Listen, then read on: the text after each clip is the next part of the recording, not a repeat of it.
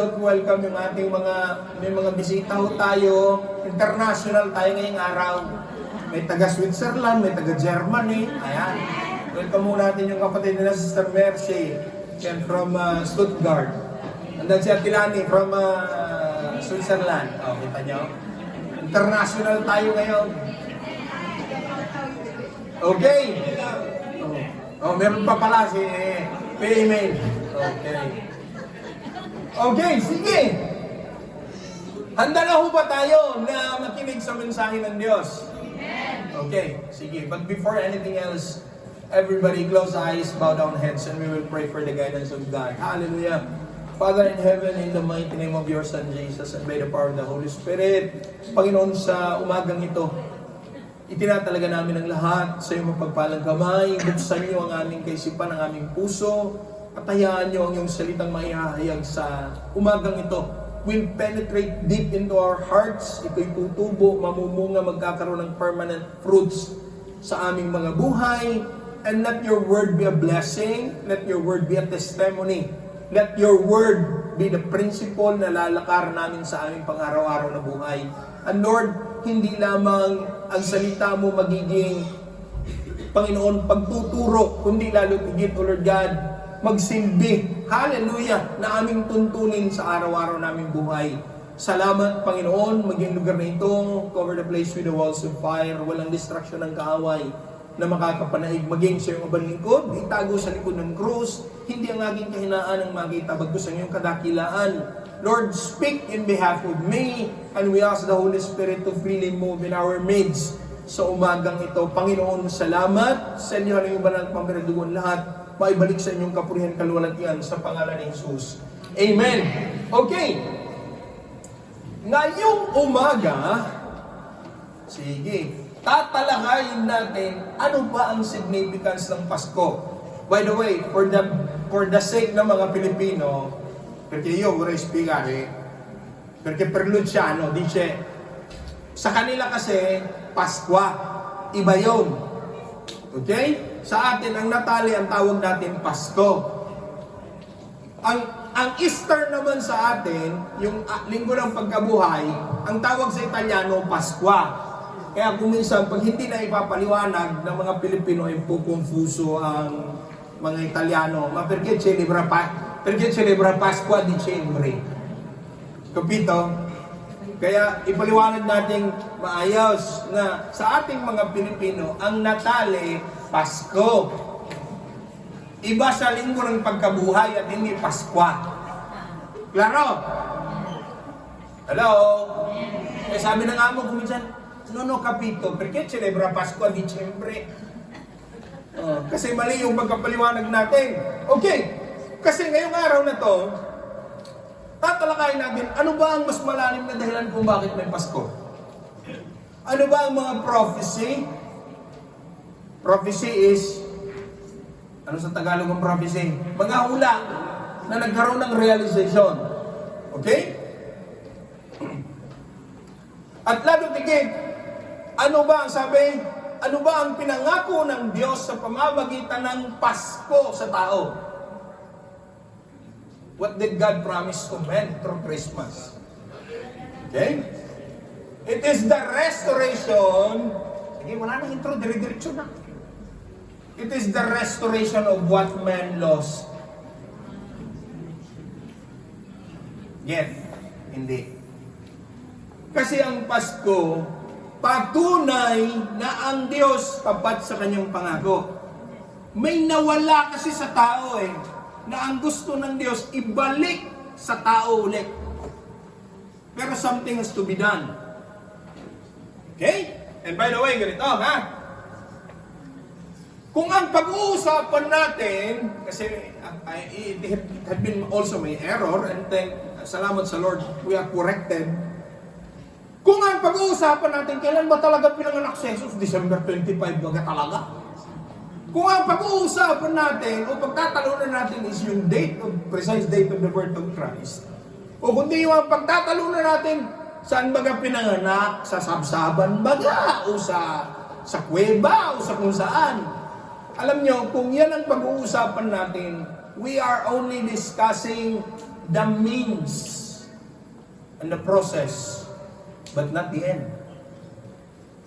Hello? Because the birth of Christ in itself is only the means ng Diyos. Kaya lang, ang problema, marami ng Christian, o dumadami ang Christian, still misunderstood ang essence ng Pasko. Unahin ko na. Sa conclusion, ang sabi ni Pablo, for the kingdom of God is not merely eating and drinking. It's about holiness and devoted life towards God. Yun ang tunay na buhay pagiging Kristiyano. Non hai solamente una questione di magna-magna. Okay? Non è solo questione di material things and exchanging of gifts. There is something deeper there. Hello? Now. Okay. Kaya ngayong hapon, ngayong umaga, okay, sabihin mo sa katabi mo, makinig ka ha. I don't want you to miss anything. At dito, lalalim ako na medyo malalim talaga. Okay. The real essence of Christmas is hope. Pakisabi, hope. Hope. Diba? Ayaw. O sige, Tagalogin. Pag-asa. Siya laksi. Pag-asa. O sinong mga walang pag-asa dyan, meron na ngayon. Okay? The real essence of Christmas is God giving us poverace hope. Kaya wag mong, mula ngayong araw na to, wag mo nang masabi-sabi, walang pag-asa. Eh kung walang pag-asa, dapat sana walang Pasko. Hello? Now. Okay. Because this is our time. And I will bring it up to the end. Why the world needs Christmas?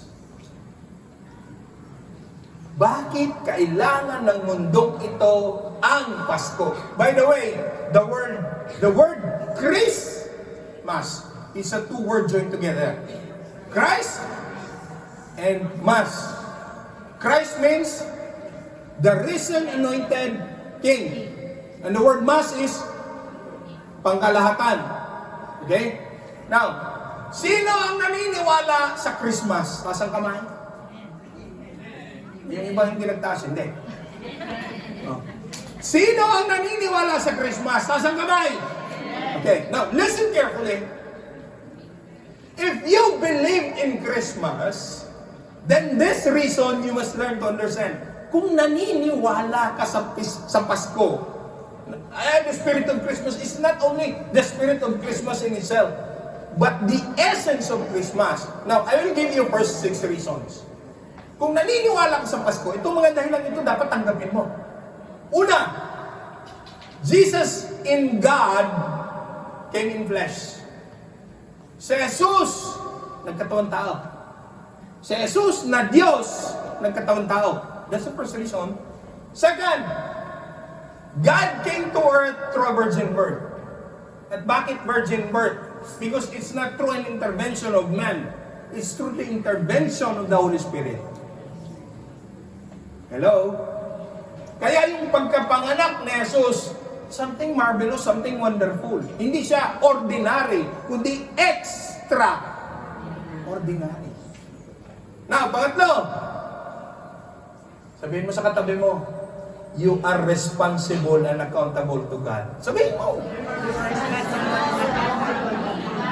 Lahat tayo responsable, accountable sa Diyos. And later, i-discuss ko muna, ano ba ang kalagayan ng tao? Bakit kailangan ng tao ang pag-asa? At bakit kailangan ng tao ang Pasko?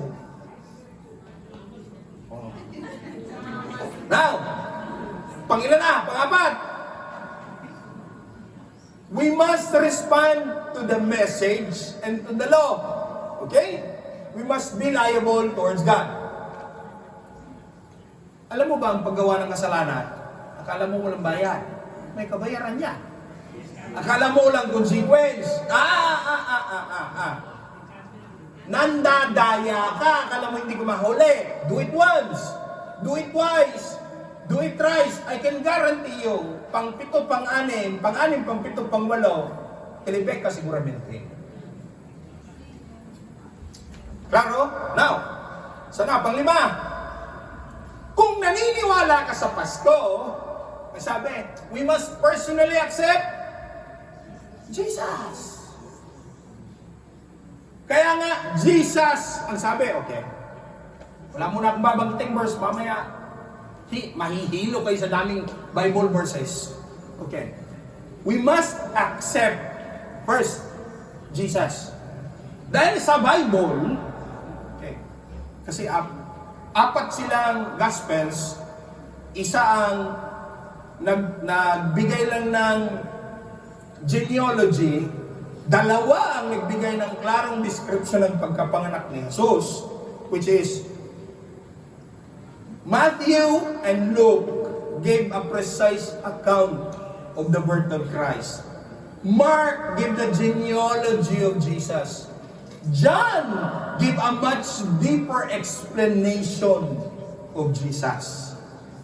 Kung babasahin ninyo yung 4 major Gospels, hindi sila pare-pareho pagdating dyan. At nagkakaroon ng discrepancy. Hello? Okay.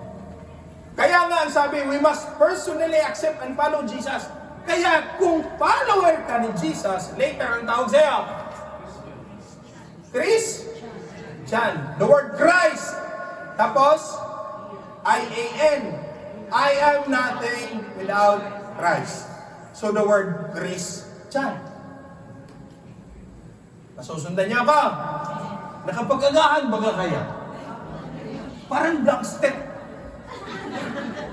Parang naka-blank stare kayong lahat sa akin. Okay, pag-7. Hindi lang natin siya tatanggapin. Kasi ang dami ko nakikita mananampalataya eh. Ako naman nananampalataya. Ako naman naniniwala ko nga nagsisimba. Eh, ang tanong, sino sunod mo? Ako naman nagbabasa ng Biblia. Sino sunod mo? It's not a question of reading it. It's a question of understanding what you read and obeying to what you read. Kasi yan ang tunay na tatak ng Kristiyano. Ang tawag sa'yo, Christian, ibig sabihin, disciple and follower of Jesus Christ. Binabasa mo ang salita niya, hindi mo naman inuunawa, lalo tigil, hindi mo pinapractice. Anong purpose, abed? Kaya, pumasok ang salitang religious. Ang tawag sa'yo, religyoso ka lang. Wala ka naman talagang tamang relasyon sa Kristo na sinasamba mo. And that's the rest when we give priority to the means and not the end. Kaya nagiging religyoso eh. Pasok ng simbahan.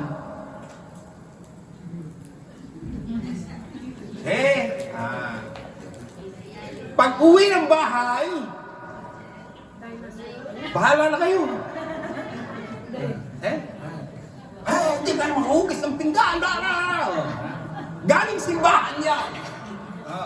Tapos sabi ng pastor dito, humayo kayo, dala-dala ang kapayapaan. Ipangaral ang mabuting balita na inyong narinig. Pagdating ng bahay,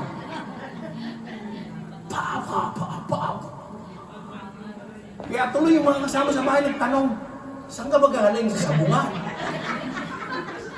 People are confused. May nag-react. Saan ka ba galing? Sa simbahan, dapat pag-uwi mo. God bless you. God bless you. Restored ka na. Hello? Sabi, dalhin ninyo ang kapayapaan. Dala mo, tapos paglabas mo, iwan mo rin. Now, ganito. Okay. Gaya ng sinabi ko kanina, bakit kailangan ng mundo ang Pasko? I-discuss ko muna sa inyo ang realidad ng buhay natin, ha? Okay. Recent survey declared, at ayaw kong magkamali, babasahin ko. Okay. Alam nyo ba na ang tao, the more siyang naghahanap ng solusyon sa isang problema, the more na naglilikha siya ng maraming problema? Sandali yung pakiulit, malabo.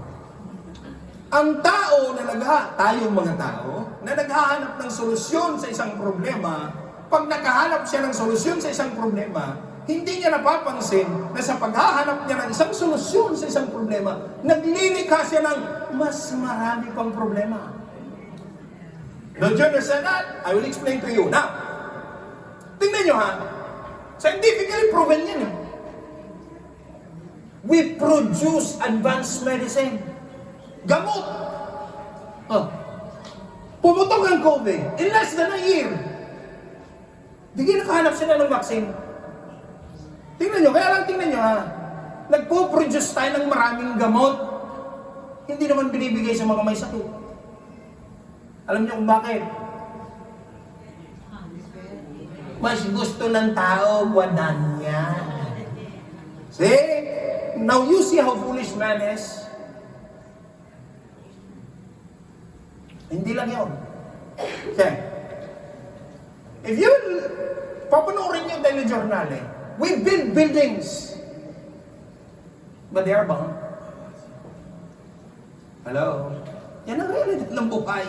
Nagtatayo tayo mga building tapos nuhulugan ng bomba, wasak. If you look at telejournal everything that had been constructed, lahat rubbles. Virtually. Hindi lang yun. We create advancement, technological weapons, but we use them to kill people. Adesso, speaking kanya. Adesso avete capito la follia ng tao. Hello? And this is reality that is occurring in our everyday life.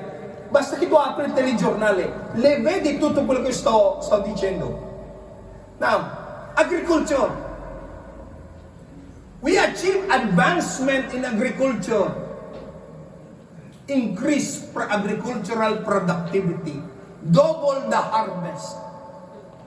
Hybrid seeds. But if you look at parts of Africa, people are dying in hunger. Hello? See? Nakita niyo? Tapos, ano pa? Ito maganda. Nagkakaroon tayo ng advancement sa communication and technology. Na yung mga malalayo, lumalapit. Di ba ka? Mag-messenger ka lang Mag-FaceTime ka lang Tapos yung madalas na hindi mo nakikita, kahit araw-arawin mo na kausap mo yun, pwede. Tama? Pero tingnan nyo, hindi nyo napapansin, kami nga minsan sa bahay tumawa ako Dahil sa advancement in communication technology, hindi mo ba napapansin, mas lalong na-isolate ang tao. Sa bahay nga minsan nangyari si Gia nasa kwarto niya naka-tablet. Si Pastora nakahiga sa leto na nasip ko. Ako naman nasa kusina, naka-iPad. Kaya tingnan nyo, at natatawa ako doon sa publicita ng isang restaurante. Sabi ng isang restaurante, we don't have Wi-Fi here. So please talk to each other. Ba't nagibero Hindi niya papansin sa loob ng bahay niya. Yung mga anak niya, hindi mo na nakakausap. And that's reality. Hello? Very advanced in technology, pero yung tao, mas lalong na-isolate from each other. Natatawa pa ako sa mag-asawa.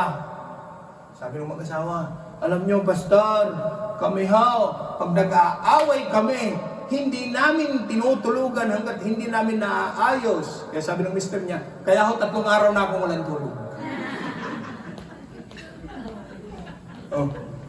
Tapos, tingnan nyo, ito pa. Ang internet niya mabilis. Tama? Sa pagbilis ng internet at ng teknolohiya, 5G na nga ang ginagamit. From po, yung binili nyo ng iPhone 15, wala na yan. From po 16 lang lalabas. Lalabas na nga. Tingnan nyo. Pero hindi nyo napapansin. Nag-a-advance pagdating dyan. Pero kasabay ng pag-advance, wala na dumadami ang nagsusuicide. Dumadami ang nawawala ng pag-asa. Statistically, in Milano, once every month, qualcuno salta sa metropolitana. Okay? Tingnan nyo, sa negosyo, how do we conduct business? Contactless payment. Online purchase. Tama? Banking online. Tama? Sabihin mo sa katabi mo, ikaw, na-scam ka na. Tingnan niya. Tumataas. No, because it facilitates how we conduct business. Tama? But the reality, as we facilitate conducting business, dumadami ang scammer. Dumadami ang mandaraya. Dumadami ang deceit. Dumadami ang malpractice. Venditory, pakikitaan ka online. Ganda-ganda ng picture. In-order mo, pag i-deliver, pwede, and that's reality there. Ito. Kasi sinusundan ko yung istorya sa CNN. Nagre-reklamo. Climate change. Ayan, exciting na topic yan. Climate change. Rise of 1.5 degrees in temperature. Dahil sa saan? Greenhouse gas effect. Anong pinagdidiskitahan nila? Skari ka ng mga sasakyan. Hello? Pareho ba tayo ng iniisip? Kaya, anong gusto nila? 2035, i-eliminate lahat ang benzina at ang diesel. Electric na. Hindi nyo ba alam to produce a battery? Anong kinakailangan? Lithium. Hindi nyo ba alam na pag mimina ng lithium, nasisira ang kalikasan? Yan ang sinasabi ko kanina. Man find one solution to a single problem. He creates another five. At ang ito, sabi ko sa inyo, sinusundan ko. At ito hindi maganda. Okay. Ang sabi ng European Commission, 2035, eliminyan mo benzina and diesel. Fine. May ang problema, ang isang electric medium family-sized car worth 80,000, who can buy that? With respect sa normaleng sasakyan, 25,000. Maang mas lalong problema, ito, ganito. Shift to electric cars. This shift. 3 pabrika ng Volkswagen sa Germany, sarado. Ilang daang libong pamilya, walang makain niyang Pasko. That's reality. And sooner in Stuttgart, ang pabrika ng Audi, magsasara na rin sila. Nakita niyo hulihan ng tao. See? Kaya lang sinasabi ko, bakit kailangan natin ang Pasko? Because these are realities in our lives. It's not only to give hope, but to give a definite solution in man's misery. Kaya yung mga taong walang pag-asa sa pamamagitan ng Pasko, nabibigyan ng pag-asa. Parliamo Tradinoy, yung kunto kurente mong naghihingalo, masaya ka ngayong Pasko. Dahil bakit? Mabibigyan ng pag-asa yan. Dahil bakit? Papasok ang sweldo mo ng December kasama ang tradisisima mo. Tama? And by the way, what I'm talking to you right now is the reality, ha? Pinipresent ko lang, ano ba realidad ng mundo? At ano ba ang kailangan ng tao? Now, okay, dito. Alam niyo ba ng tao, he was created and designed to be godly dependent. Hindi kayo agree? Bakit? Sinabi niyo, amen. Bakit ang dami niyong taong naririnig? Simba. Church. Wala ka tayo. Punta muna tayo. Pray muna tayo. What does that represent? What does that entails? They don't need God. But the reality, man created God. God created man so that man will be godly dependent. Nung nilikha ng Diyos ang tao, anong nilagay ng Diyos sa tao? Personal niyang hininga. At hiningahan niya ang luwad at nagkaroon ng buhay. Alam nyo, ang tao, kung wala ang Diyos, magmumukha siyang electrical appliance. Yung TV mo na 55-inch flat screen LED. Hindi kayo nag-oferta yung may pulang ganyan. Bumili ka. Naka-sale. Kahit bago yan, kahit LED yan, kahit smart pa yan, TV. Hanggat hindi mo sinasaksak at pinaplang sa kurente yan, ipinat mo. Yung bago mo na batritse, kahit hindi mo saksak sa power yan, ipinat mo. Kaya ang tao, katulad ng electrical appliances na hanggat hindi nakakonect sa Diyos, walang silbi. Cellphone mong bago, subukan mo mag-charge, what happens? Hello? Now, and now, let's focus. Okay, pinresinta ko lang sa inyo, ano realidad ngayon? Tutuklasin natin, ano ba talaga ang dahilan kung bakit may Pasko? Now, ang sabi ko sa inyo kanina, dahil gusto ng Diyos isauli sa tao kung anong nawala ng tao. Okay? By the way, tanong. When was the first Christmas announced? Or to whom was the first Christmas announced?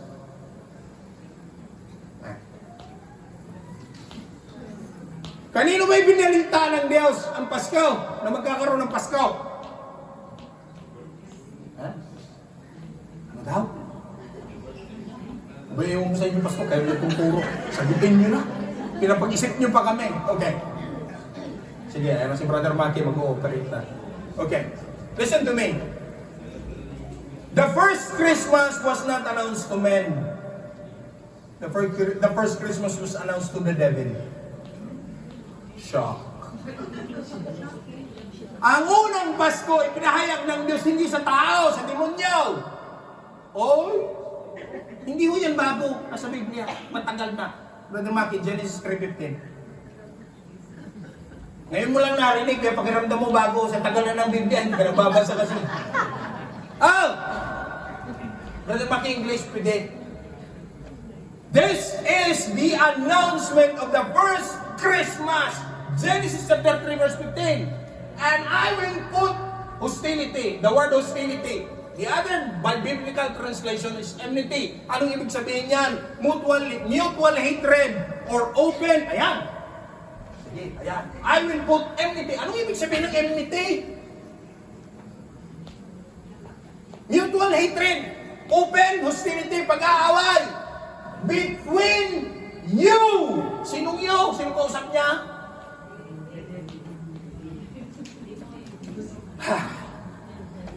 Oh, hallelujah. Help me, Lord. Okay. Sabi ko sa inyo, we will go deeper para maintindihan. This is the announcement of the first Christmas. Sige, sandali, bago kayo paliwanag yan. Di ba alam natin ang storya? Ang sabi ng Diyos, huwag mong kakanin ang bunga na pinagbabawal ko, kundi mamamatay ka. Alam natin ang kwento. Okay? Si Devil na nagmukhang ahas, na nagkatawang ahas, kinausap niya ang babae. Totoo ba? At hindi totoo yan. O, anong ginawa? Nagpitas si babae. Kinain. Wala nangyari. Nagpitas siya uli. Binigay sa marito niya. Kinain. Boom. Everybody crashes. Everything crashes. Tapos, anong ginawa niya?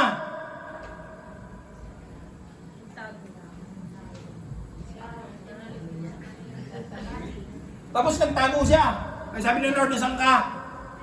Nandito, nagtatago. Bakit hubad ako? Sabi ng Diyos, pero sabi sa'yo, hubad ka. Kinain mo ba yung sinabi ka? Confrontation. Sabi ng Diyos kay Adan, kinain mo ba ang bunga ng prutas na pinagbabawal ko? Tingnan niyo ha! Mabuti na lang nandyan si Mrs. eh. Sabi ni Adan, Lord, yung babae binigay mo. Lilipat si Lord na. Hi, babae! Sabi ng babae, Lord, ang ahas. Sabi ng ahas, ikaw, tingnan nyo. In Genesis chapter 3, ni-reverse ng Lord ang order. Kasi ang nagpasimuno sino? Ahas. Kaya ang una niyang pinagsabihan, wala na darating ang Pasko. Ha? Sabi niya, yamang ginawa mo ito. I will put enmity between thee. Sinong thee? Si Satanas. And the woman. And between thy seed and your. Sa Tagalog, sa iyong anak at ang kanyang anak. Sa ibang translation, bruise. The other translation says crush. Pag ikaw bagay pumapatay ng ahas, anong inuuna mo? Ulo, bunto? Ulo. See? Logical. Pero, hindi ho ganyan literal pagka-interpret niyan, ha? Ang sabi, he shall, he. Ibig sabihin, lalaki. Lakay baga. He shall, John Bruce. Other translation says, crush. Wawasakin ko. What represents head? Authority. Wawasakin ko ang authority na inimpose mo sa mga anak ko. Ang totoo may-ari ng authority ang Diyos. Binigay niya kay Adan. Ang problema, nagpaloko si Adan. Kaya yung authority ng mundong ito na dapat binigay kay Adan, isinuko niya. I was thinking, Kuya Badjo was here, he could have heard this answer. Ang dami-tao nagtatanong, kung may Diyos, bakit hinayaan niya ang mundong ganito? Bakit? Sa mundong ito, sino nagdidesisyon?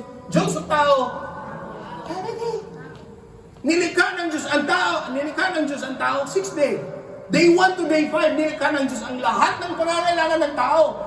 And upon making, nung ginawa niya ang tao, ano sabi niya sa tao? Pamahalaan mo lahat ng nilikha ko from day 1 to day 5. Kaya sa mundong ito, kung nagkakaloko-loko, kagaya ng sinabi ko sa inyo, wala hindi ka kulpa dito.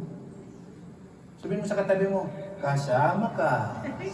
Sabihin mo sa katabi mo, may responsibilidad ka. Wala hindi ka kulpa dito. Climate change. Bakit? Sino nagpuputol ng kahoy sa bundok? Diyos. Ikaw. See? Kaya dyan, I will crush your head. Ibig sabihin, I will crush your authority. Sunod, and you will bruise his heel. Ang ahas ang malimit na tuklaw.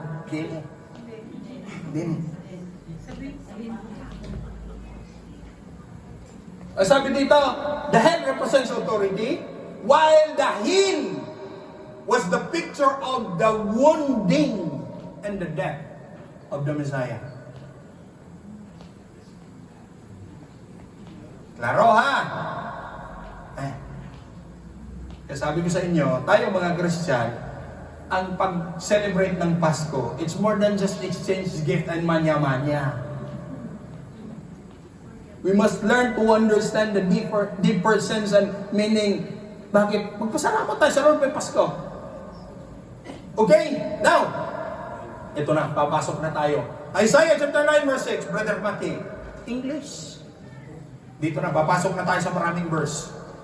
Isaiah. Kaya kung titignan ninyo ang inyong Bible, mula Genesis chapter 3 verse 15 hanggang sa Matthew 1:23, puro lahat preparation ng ginawa ng Diyos. Yan, Isaiah chapter 9 verse 6, propeta nagsulat. Ibig sabihin, prophecy ng propeta. Ano ba prophecy? Hula. Anong sabi ng propeta? For us a child is born. And a son is. Kaya tingnan nyo. Teka, sandali, basta parang nalilito ako sa verse na yan. Hindi pwedeng i-born ang son. at ang child is given. Hindi pwede. Ang ipapanganak talaga, ano? Child. Kasi bakit? Dadaan si Jesus sa proseso ng tao. Sinong namatay sa cross? Anong tawag sa kanya? Sa Tagalog? Bugtong na anak ng, in English, only, begotten. Eh? Kaya sino ang given? Sino yung binigay? Son. Hindi a child. Hello. Saka per favore, ha? Alam mo, pastor, sa bahay namin, ang Diyos maraming size. Small, medium, large. Meron yung nasa kula pa. Kasi nasamba mo yung nasa kula. Bakit si Jesus ba na natinig nasa kula? Di hindi. Tapos, meron naman, pastor, sa amin, ang sinasamba namin yung Jesus na kabayubay sa cross. Nakalagay ko nga sa pendant ko, pastor. Teka, sandali. Si Jesus, nakabayubay sa cross, oras lang. He died 3 p.m., 2-3 hours after, binaba na siya dyan. Mula sa cross ni Joseph. Niliping na siya. Eh bakit ang sinasamba mo Diyos nakabago sa cross? Si Jesus hindi naman nanatili nakabayubay sa cross, tama? Si Jesus, after 3 days, sinray siya yan. Eh see? Now, ang sabi, and that government. Bakit government? Tingnan nyo ha, ito nakakatawa. Tingnan nyo. Tayo mga citizen ng mundong ito, sige, butante, nabitin ko. Tayo mga butante ng mundong ito, la nostra vita era così incasinato che non riusciamo a gestire il nostro casino. Infatti, Tagalogin ko, makanda maintindihan, nosebleed. Tayo mga normaling mamamayan, mga butante, hindi natin kayang i-manage ang kaguluhan na ating nililikha. Dahil hindi natin kayang i-manage ang kaguluhang nililikha natin sa ating lipunan. Tayo naglilikha ng mga manager para mag-manage ng ating kasino, ng ating kaguluhan. Bagkus sila yung mga hinahalal. I call them politics. I call them politician. Okay? Na maging sila mismo na ating hinalan. Eh sila to mas magulo eh. Sila nga itong mas unang nagnanakaw. See? Napansin niya? Diyan, magulo na ang normal na buhay ng isang ordinaryong mamamayan. Lagyan mo pa ng isang gobyerno, mas lalong magulo. Kaya tingnan nyo, bakit government? Hello? Because God was talking about kingdom. Ang dinala ni Jesus sa lupa, hindi relihiyaw. Ang dinala ni Jesus sa lupa, kaharian ng Diyos mula sa langit, papasok sa lupa. Ano bang meron sa isang kingdom? Di ba king?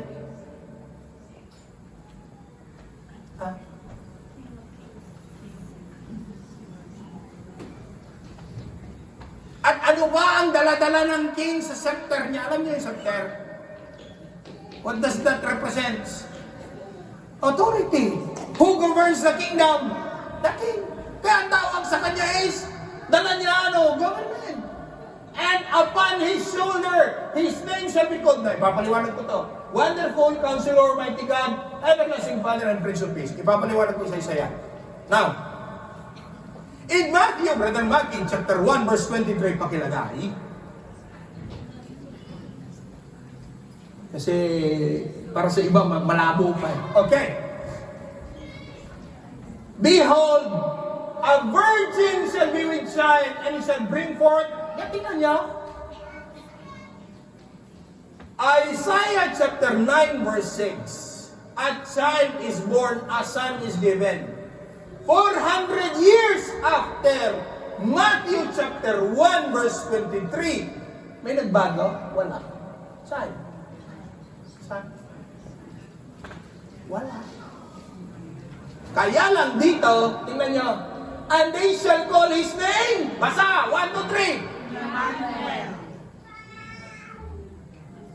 Basa, 1, 2, 3. Emmanuel. Anong ibig sabihin yan? Ang kapito, God is with us. Pero alam nyo bang, sa Hebrew yan, pinagdikit-dikit yan. That has three-fold meaning.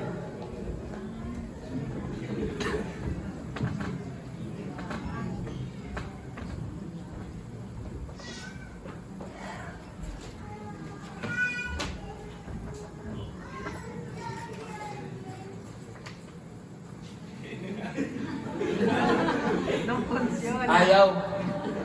Okay, tatakpan ko tong Manuel. Anong natira? Ain. Okay. Tanggalin ko ang ain. Alisin ko ang kuel. Anong natira? Man. Alisin ko ang ain. Alisin ko ang man. Anong natira? Okay. Listen. Ako, naging tao, Elohim. You know what Elohim means? Elohim in the Bible means God the Creator. Ako, naging tao na manlilikha.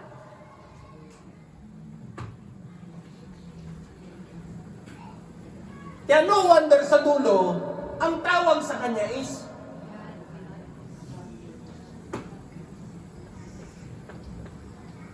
ay, salamat. Mabuti na lang pumunta ka. Hindi may natutunan ka. Hello? Oh, sige. Hindi pa. Meron pa. Okay. Isaiah chapter 7 verse 14 to 16. Now, Isaiah, don't get confused. Propeta siya. Dito, prophecy, hula. Now, Isaiah 7, 14 to 16.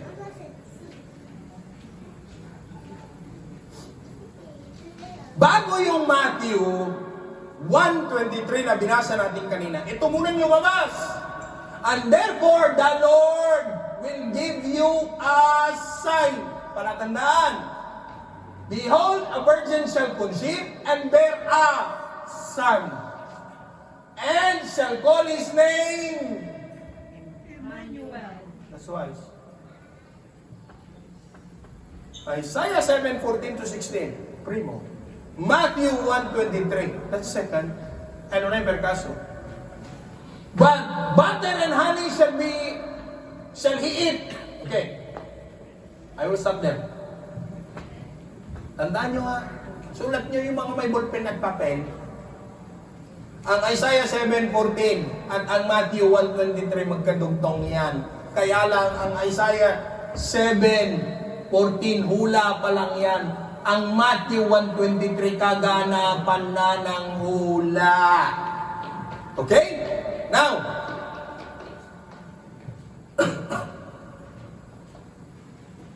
okay. Yung title kanina na Prince of Peace, sana yung Brother Maki? Matthew 1:23. Ayan. Ay, wala dyan. Yung isa kanina, yung shall call him 9. Isaiah 9:6.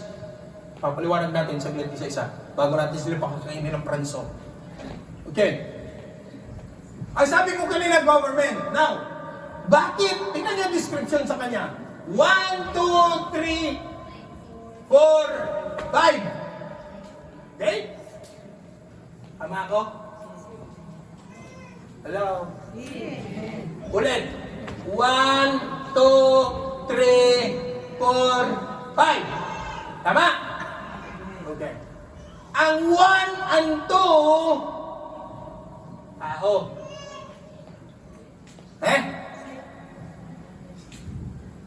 Tao. 3, 4, 5. Diyos. Papaliwanag ko. Bakit sinabing wonderful counselor? Okay?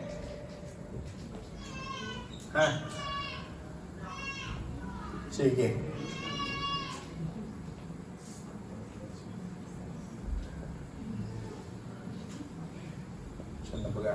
Okay, wonderful. Ayan. Christmas is the most wonderful everyday.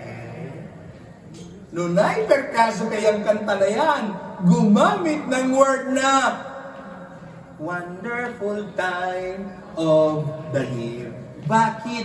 Ang ipinanganak, wonderful person. Alam niyo kung ano yung ibig sabihin ng wonderful?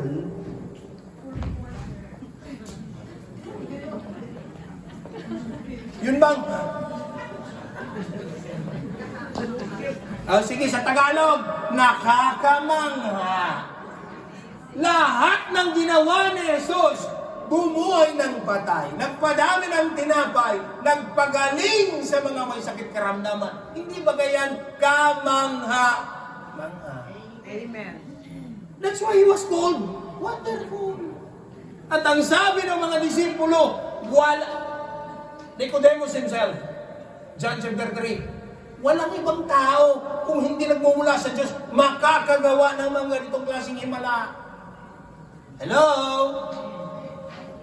Now, pangalawa, counselor. Hindi ba nung nagtuturo si Jesus, anong ginamit niya? Anong ginamit niya lahat? Talikala. Bakit? Sabi mo sa katabi mo, para ka mag-isip. Okay? Now, sabi ko kanina, ang mundong ito mas lalong nagiging complicated. And who can give us enlightenment and if not God? Kaya pag may problema ka, pinapaalala ko sa iyo, unahin mo ang Diyos bago ang kumari mo.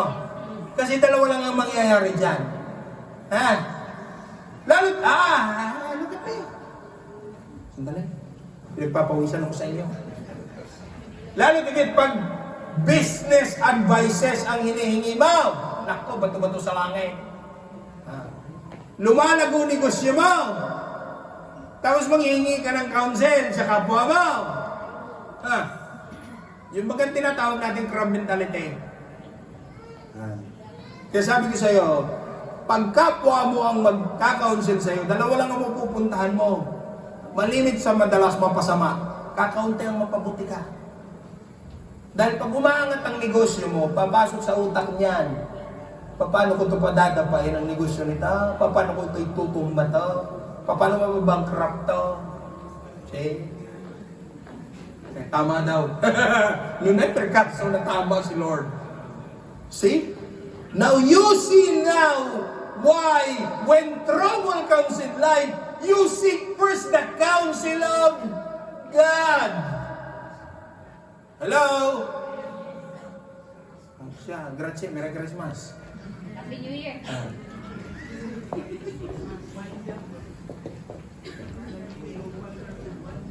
Okay? Kaya pag may problema sa buhay, hindi mo sinasabing huwag, unahin mo muna ang Diyos. Hello? Why? Only God can enlighten you and can give you a sound counsel. E pag kinakausap po ang Lord, Pastor, paano ba nasagot?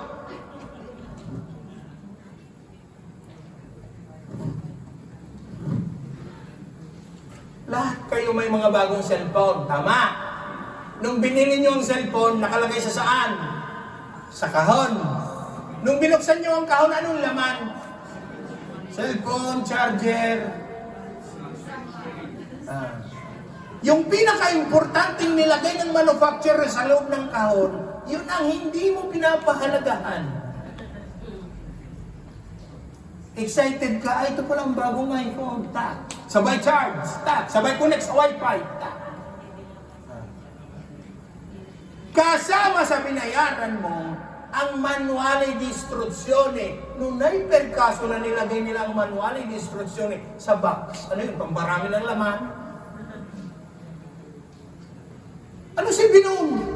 Para alam mo kung paano i-operate ang cellphone mo. Kaso mo ang system mo ganito. Ay, full charge na. Connect to Wi-Fi. Ay, connected na.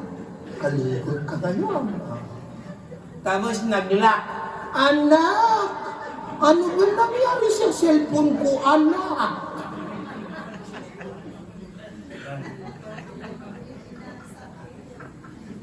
Anak, bakit nakawala yung iba dito? Okay? Kung ang cellphone binibigyan ng instruction manual, tayo tao meron din. Hello? Kaya palakpak sa Lord. Kaya pag kailangan mo ng counsel, saka na si Maring Marites. Unahin mo na muna ito.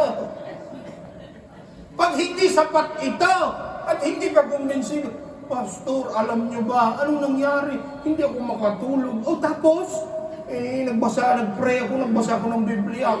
Takin niyo ba naman, Pastor, ang nabuksan ko? Ano ang nabasa ko? Patawarin mo ang iyong kapwa. Pastor, hindi ako convinced. Ano ang pwede kong gawin? Bakit sa tingin mo mas hihigit pa bagay yung aking salita sa salita ng Diyos? Kung sinasabihan ka na ng Diyos, ako'y patawarin mo ang iyong kapwa. Ikaw na galit, nagkukulo ang dugo mo, ang BP mo to 2180. Ang taong kinagagalitan mo, nakain, natulog ng mahimbing walang kumungwang sa mundo. Sinong talo? Ika. See? Kaya tama ang sinabi ng Biblia. Ang ilagay mo sa puso mo, salita ng Diyos, kapayapaan, hindi gano'n. Because why? If you harbor amaresa, rabia, you will always be on the losing end of the knife. Believe me. Ay, hindi ako makakain. Bakit? Bahala ka kung ayaw mo kumain. Kami kakain kami mamaya. Hindi ako makatulog, bahala ka. Yung kasama mo sa bahay, harap pati puwet.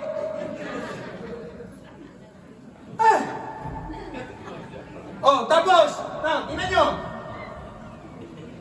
Basa, 1, 2, 3.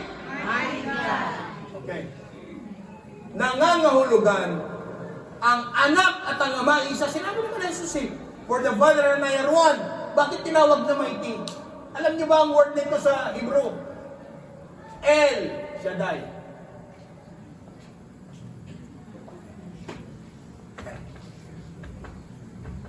The mighty God. Tapos, ang tawag ng grupo nyo, El Shaddai. Tapos, ang buhay mo, talunan. Tagtad ng utang. Hindi ako naniniwala sa inyo. Why? Because you belong to a religion, not to a deeper relationship with God. That's the difference there. Ako naman nasamba. I see, really. Dimostrami come tu vivi la vita, io ti credo. Ma perfino che tu non mi dimostra niente. Non mi convinci nulla. Sa simbahan ng ako natutulog, hindi bahala ka. But because what? People around you wants to see the changes in your life. Ano bang naidudulot ng araw-araw muling-muling mo sa simbahan? Yan ang tanong eh. Sinasamba mo, mighty God. Tapos, hindi pa tapos ang church service. May nag-aantay sa labas ng simbahan. Ano ang kailangan nyo? Maniningil ako ng utang. Bato-bato sa and a lot of Christians have a life like that. I call that mismanagement. Bakit ka magagastos ng 12? Ang kita mo 10. Is it not logical? Why spend 12 if you earn 10? Oh, gising pa ba kayo? Oh, ready? Now! Teka, sandali. Di ba? Sandali ha. Pakibasa. Ano yon? Bakit naging bravo? Ha? Teka, sandali. Bakit siya naging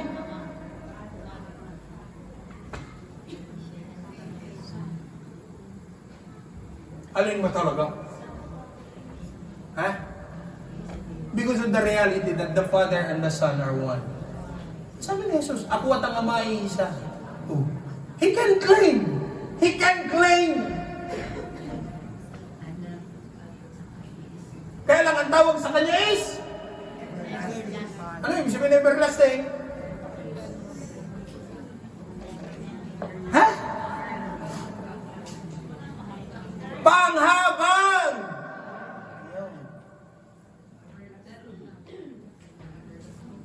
Now, ito. Tingnan nyo ha. Iba-ibang description eh. Ang tawag sa kanya, Son. Tapos naging Son. Tapos, dala niya government. Sa shoulder niya, nakasalalay ang government. Ang tawag sa kanya, wonderful, dahil sa mga himalang ginawa niya. Tapos, nag-a-advise siya dahil siya ang counselor. Tapos, El Shaddai siya. Tapos, naging parang siya. Tapos sa dulo, di ba dapat, kung may prince, may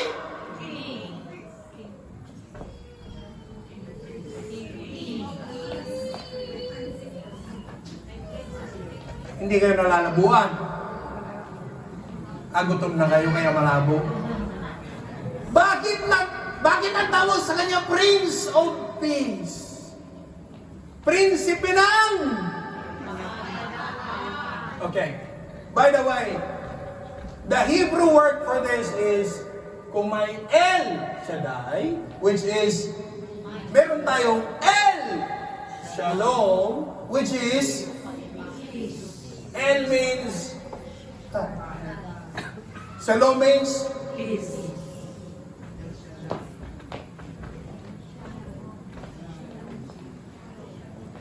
Kaya nga ang sabi ng mga anghel sa mga nagpapastol, peace on and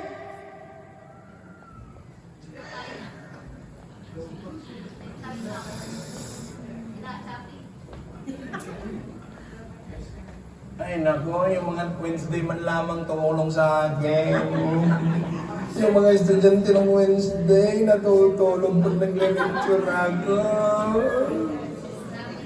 Peace on earth and goodwill to mankind. Alam ng Diyos, nagkakasino na ang buhay ng tao. Ang kailangan ng tao, hindi lang peace, kundi ano? Goodwill, mabuting kalooban ng Diyos para sa, sabihin mo sa katabi mo, para sa iyo.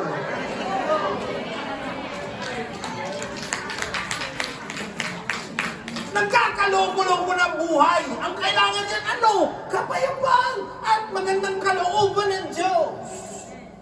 Hello? No? Okay. And this is the definition of Christmas. Okay. Narinig na natin ang storya ng Christmas. And this is how in Matthew chapter 1, verse 18. And this is how the birth of Christ was narrated. Behold, a virgin will give birth to a son. Binasa na natin kanina. Now, pero story ng Christmas yun eh. Ano ba talaga ang kahulugan ng Christmas? Okay. I will give you 8 reasons. First, it is the incarnation. Anong incarnation? Meaning, God took the human form in the body of Jesus. If you will read your Bible in Luke chapter 1, ang sabi ng anghel, Maria, pinagpala ka sa lahat ng babae. Magbubuntis ka ng isang batang magbubuntis ka at manganganak ng isang batang lalaki. Pangangalanan mong Jesus. In John chapter 1 verse 1, Brother Maki. In John chapter 1 verse 1 hanggang 4, in the beginning was the Word was with God, and the Word was God. In verse 14 chapter 1, 14, Brother Maki. And the Word became. Pero si John na nagsulat ng Gospel ng John, hindi niya tinawag na Jesus. Nasaan ang pangalan Jesus dyan? May nakita kaya? Gawanan. Okay? And the Word became flesh and dwelt among us. Emmanuel. Walang Jesus dyan.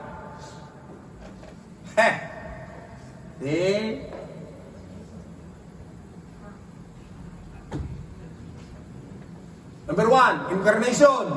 Pangalawa, deity entering humanity. Ibig sabihin, God entering man. Pangatlo, eternity entering time. Sinong may likha ng... Okay. Ganito sa creation. Nilikha ng Diyos lahat. Tanda mo ko yung amen. Pinaliwanag ko ito, nakikinig kayo, alam ko eh. Nilikha ng Diyos ang panahon. Pero hindi siya kasama sa panahon. Kaya sabi ng Bible, 1,000 taon sa 1,000 taon sa tao, isang araw lang sa Diyos. Nilikha ng Diyos ang panahon, pero hindi siya kasama sa panahon. Hello? That means, yung third na reason, eternity entering time. God is eternal. Hello? It is the forever entering now. Pangapat, the Creator entering the created. Ulit ha. Genesis chapter 1, kasabi ng Lord, let there be. So God created everything. Bakit pagdating sa tao, sabi niya, let us make? So, ibig sabihin, ang word na created from nothing to something. Ang word na made from something into something. The chair that you are sitting on is made of. Claro? This logo was created out of an idea. But this logo is made of cloth. Claro ang difference. Hello? Okay, asa na? Panglima. Christmas means ancient entering the modern. Bakit nagkaganoon? Sabi ko sa inyo, mula Genesis 3:15 hanggang Matthew 1:23, lahat yun prophecy.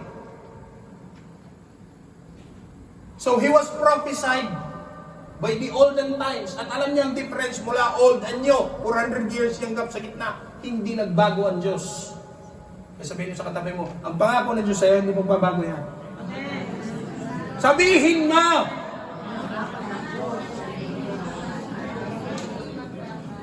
Eh bakit yung pangako ng Diyos hindi magbabago? Sabihin mo seriously! Ay, nako. Oh, pang-anim. Christmas means life entering death. Sa pamamagitan ni Jesus na namatay sa krus, muling nabuhay, nagkaroon tayo ng buhay. Walang hanggan. Yung binanggit ni Brother Leo kanina bago nag-umpisa, John 3:16. Whosoever believe will have eternal life. Pang-pito, grace covering sins and iniquities. Ibig sabihin, Christmas means grace covering sins and iniquities. Pang-last, pang-walo. Ibig sabihin, the kingdom of heaven coming to earth. And, gaya, sinabi ko sa inyo kanina, hindi relihiyon ang dala ni Jesus. Hello? At ang mabuting magbalita, pakinggan niyo ako. And this is the good news.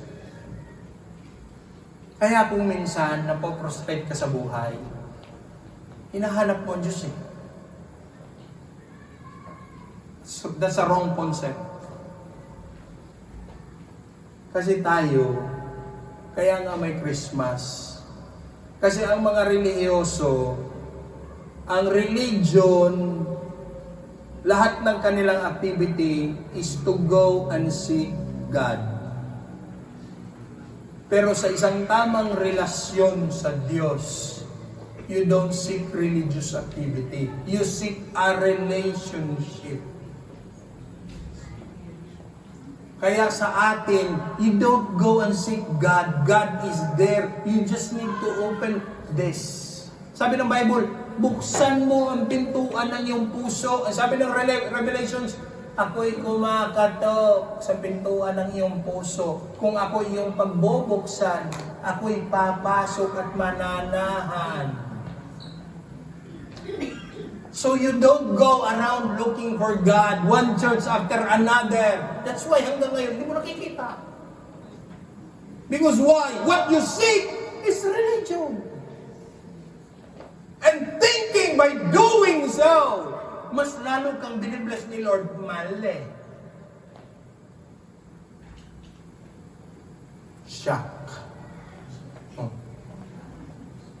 Okay. Ito, sequence by sequence babanggitin ko. Christmas means the Father gave His Son, Jesus. The Son gave to us His kingdom. The government, yung binasa natin kanina. The kingdom gave the church His agency. The church gives the Spirit to the world. The Spirit gives life to the world. And the life of the Spirit brings heaven on earth. And heaven gives earth the kingdom of God. Kaya kung mapapansin ninyo, lahat ng tinuturo ni Jesus, rejoice. For what? The religion? No. Rejoice for the kingdom of God is... See? Sinabi ni Jesus yun. 3. Seek first the kingdom. Bakit? Sinabi ba, seek first religion? No. That's why, tingnan nyo, marami tao, ang spiritual life, frustrated. Bakit? They seek religion. No, seek the kingdom. Ito. Brother Maggie, I want you to put in screen. 14:17 Romans. Pababasa ko sa inyong lahat para maintindihan natin. Na yung close here. Basa! 1, 2, 3!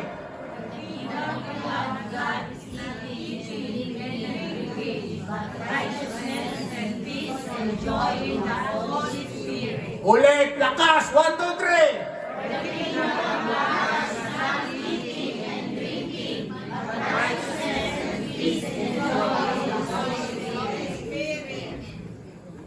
Pasko, nonay manya-manya,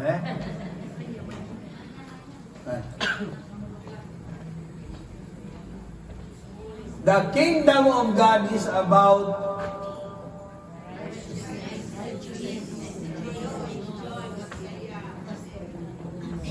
the kingdom of God is not about beautiful buildings. It's not about pastor preaching in English.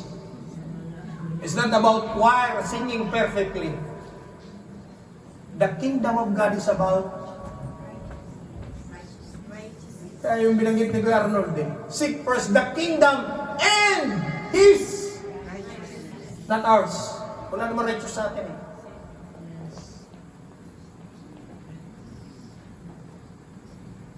Ulitin ko Most religion focus on man trying to reach out to God.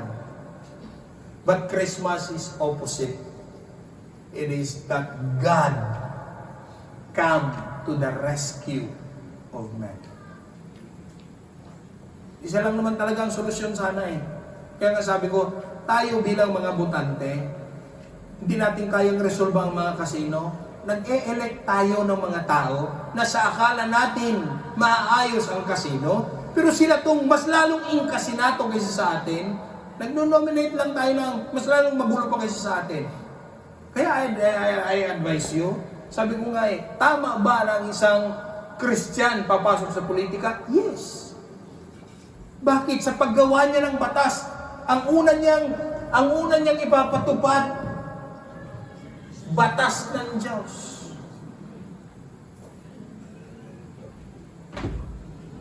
Kaya wala kung makakuragot at makabulsa ng pera ng bayan, walang takot. Bakit?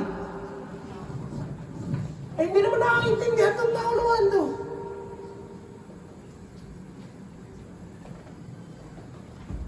And so I pray that this Christmas, dahil Christmas would, sa Miyerkules pa, di ba?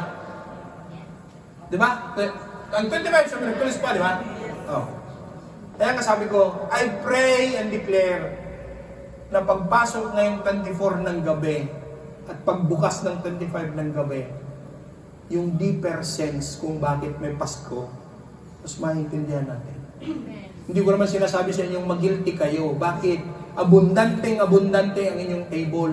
Remember, sa kabilang panig ng mundo, may mga taong halos ilang araw nang walang makakain. I don't want you to feel guilty about that. But less, I want you to feel thankful na ang mesa mo hitik at puno ng pagkain. Bakit? Ganun naman talaga ang gusto ng Diyos eh. Buhay na ganap at kasiya-siya. Kaya sabi ko, ang dalangin ko sa pamamagitan ng mensaheng ito, maintindihan natin na kailangan, why the world need Christmas. Now you understand why we need Christmas? Now you understand why we need Jesus to be with us.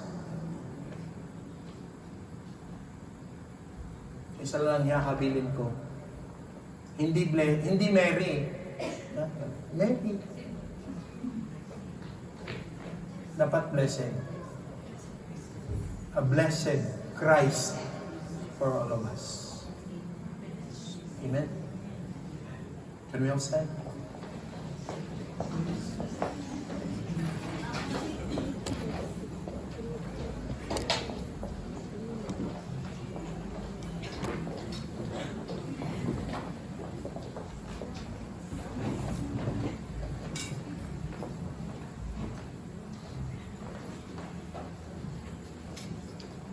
Alam nyo, wala naman saysay ang Pasko eh, kung hindi natin tatanggapin. Kaya nga sabi regalo eh. Kasi ang Diyos, niregalo niya ang kanyang anak. Pero kung hindi natin tatanggapin, ang regalo ng Diyos, walang magiging saysay ang regalo ng Diyos. Lalo tigil para sa mga kapatiran, for the very first time, you hear such a powerful message of God opening na siyang nagbukas ng ating kaunawaan. Ganito pala talaga ang tunay na kahulugan ng Pasko. Ang aking dalangin, hindi lang natin narinig, hindi lang natin naunawaan, kundi ang aking dalangin, ipahayag natin sa iba na ang tunay na kahulugan ng Pasko para bigyan ng bawat isa sa atin ng pag-asa. All eyes closed. Bow down. Let's bow down our heads.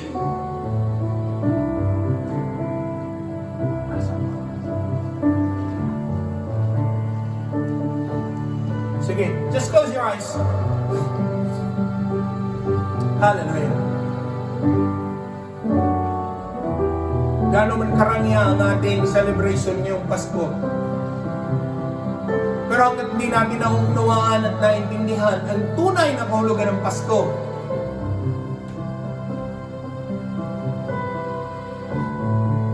lahat ng ating celebration, walang kabuluhan.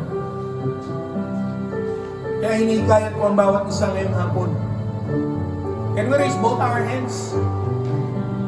And let us renew our commitment towards God. Natanggapin natin yung kaloob ng Diyos na si Jesus. Hallelujah. Can you follow me sa prayer? Sabihin natin, Ama, sa pangalan ni Jesus at sa kapangyarihan ng Banal na Santong Espiritu, sa oras na ito, ako'y nagpapakumbaba, humihingi ng kapatawaran sa lahat ng nagawa kong kasalanan.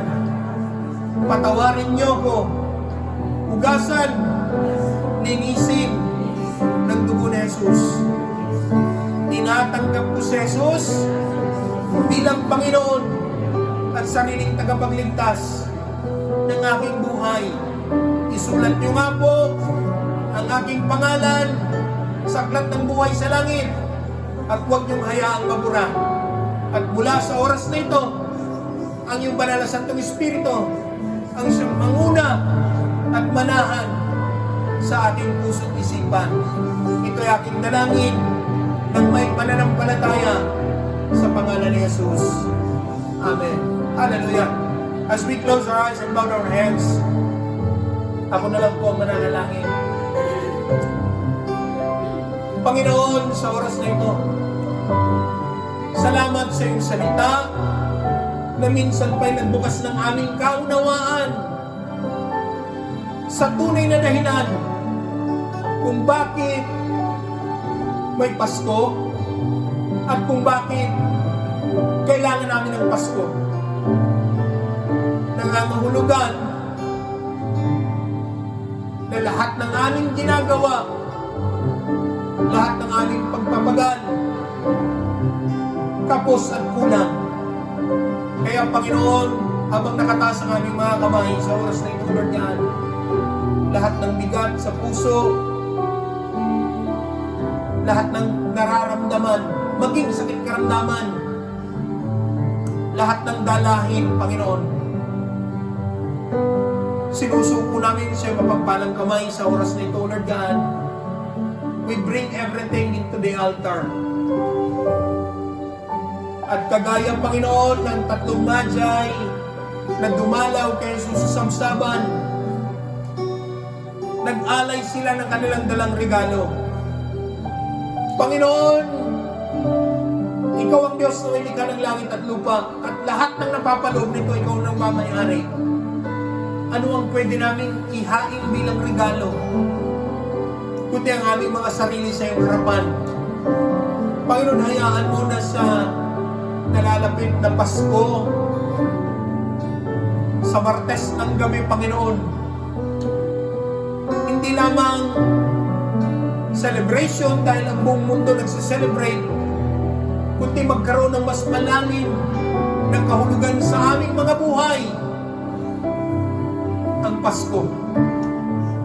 At lalo tigit, Lord God, ang significance ng Pasko, araw-araw namin, O Lord God, na ma-realize sa buhay ng bawat isa. Ang Pasko, ang siyang dahilan, hallelujah, dahil nais mo na ipaiwatig ang iyong dakilang pag-ibig sa amin. Kaya Panginoon, hayaan mo na ang pag-ibig mo maramdaman namin araw-araw sa aming mga buhay, anuman ang aming pinagdadaan ng pagsubok. And Lord, we also pray sa mga kapatid na may mga sakit karamdaman sa oras na ito. Pwede pong ipatong natin yung ating kanang kamay sa area ng ating katawan na may sakit.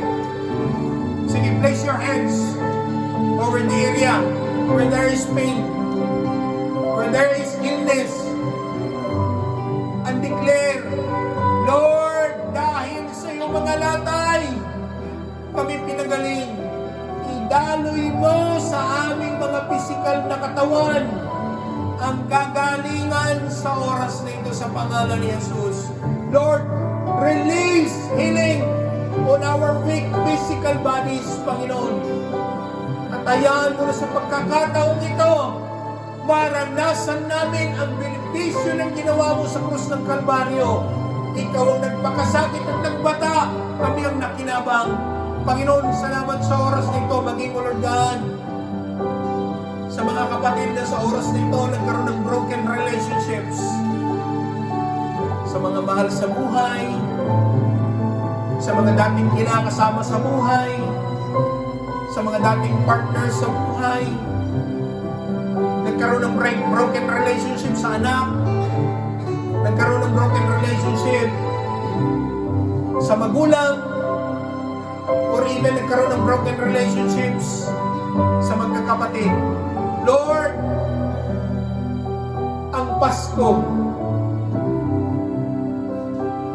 ang siyang tamang panahon na kung saan Ikaw, O Lord God, ang gagawa ng kapamaraanan na ang nasirang relasyon, nasirang tiwala, nasirang samahan ay maiayos, O Lord God. At tulungan niyo ang buhay ng bawat isa sa amin makapag-release kami ng kapatawaran sa mga taong nakasakit sa aming damdamin, nakasugat sa aming puso. At sa gayon, Panginoon, kami man ay makapag-release ng kapatawaran sa mga tao, Lord God, na nakagawa ng hindi maganda sa amin. And Lord, set us free mula sa burden ng galit. Set us free mula sa burden ng vengeance. Yung paghihiganti, puot, galit, Panginoon, alisin mo sa puso namin. At hayaan mo, Lord God, na ngayong Pasko, December 2024, will be a significant Christmas, Panginoon. Dahil itong Paskong ito yung itinagdang panahon na kung saan ang magkakapatid magbabatian, ang mag-ina magbabatian, ang mag-ama magyayakapan. Lord, this would be a much more meaningful Christmas because this Christmas would be a restoration of broken relationships sa bawat isa sa amin. Hallelujah. Kaya Panginoon, sa mga banat na ito, idaloy mo yung habag, awa at biyaya sa buhay ng bawat isa. Panginoon, salamat. Malaya namin inaangkin ang lahat. Hallelujah. Sa pangalan ng iyong bugtong na anak na si Jesus. Amen. Can we give a clap offering to the Lord? Hallelujah! Sige po, tayo ay makakaupo. Dadako tayo sa